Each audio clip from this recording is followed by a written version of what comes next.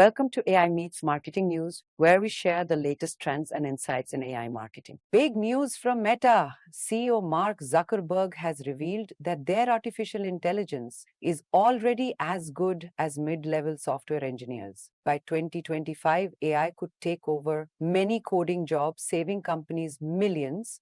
But what does that mean for human engineers? Google and IBM are seeing similar changes. Google's CEO says 25% of their new code is written by AI, and IBM predicts AI could replace 30% of back office roles. This shift means fewer entry-level coding jobs.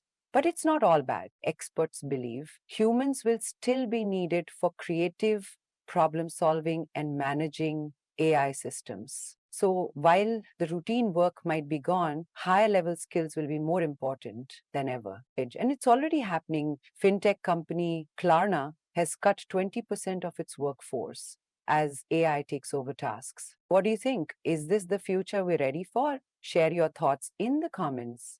Subscribe to AI Meets Marketing and hit the notification bell so you never miss an update.